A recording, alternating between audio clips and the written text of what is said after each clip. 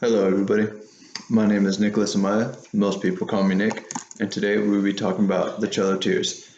As you can see behind me, I have the projection screen. It's a little backwards, but it won't be backwards whenever we do this presentation. Now, today we're going to talk about three things that people don't usually talk about. We will be talking about the civilizing of Native Americans to try and get them to become one of us, part of society, the American society. We will also be talking about the Indian Removal Act, along with two other acts to coincide with it that allowed the U.S. to remove them from their lands.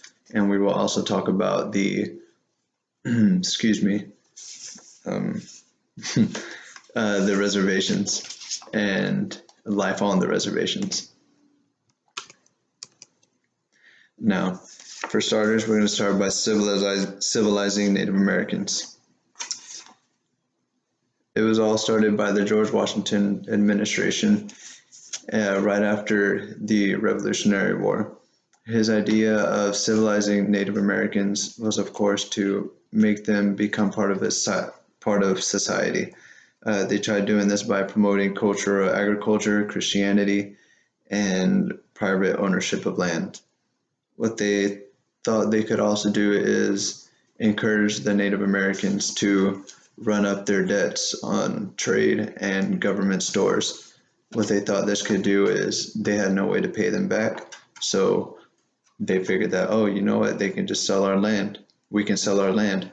So that was the quickest way to get land. Unfortunately, it wasn't all black and white. It didn't exactly work like that. Some Native Americans did convert to that, and most didn't. And because of that is what he had a problem with. Native Americans didn't want to give up their lands.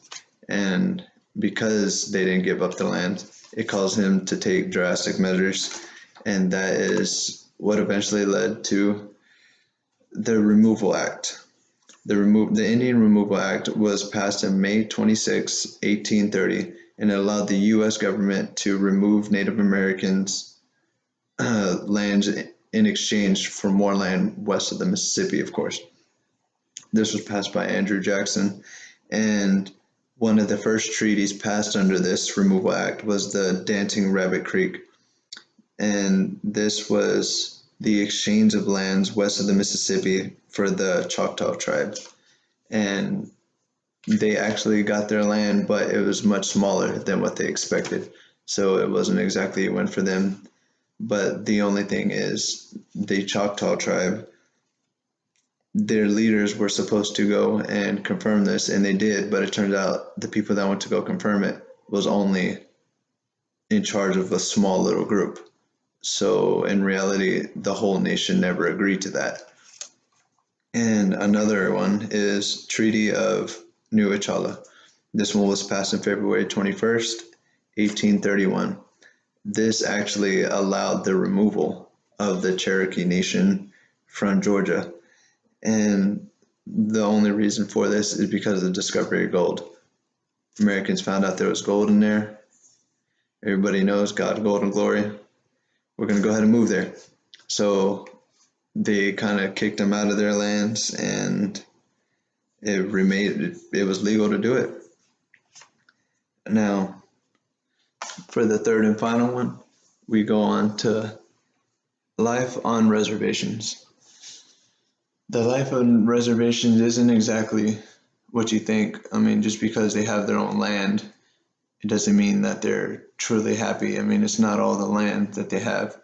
I mean, a benefit is they're excused from federal law, so they don't exactly have to follow federal law. They have their own set of laws there. But there's a lot more problems that come into that. A lot of problems are poverty. Their poverty rates are going up. They're not exactly getting the funding that they need to survive out there. And their main source of income, of course, is gambling and trading. Now, their drug rates are also on the rise. As poverty comes drugs, and they're unfortunately having a big problem with that. They have a higher death rate and that's mainly because of their practices. They've always practiced, like no medicine, stuff like that, all original. And unfortunately, they're dying because of it. And overcrowding in some areas. In a lot of areas, there's just too many of them.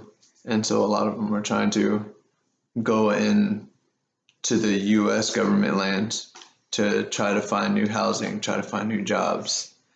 My sources include thehistory.com, National Parks and Recreation Services, and that's about it. Thank you.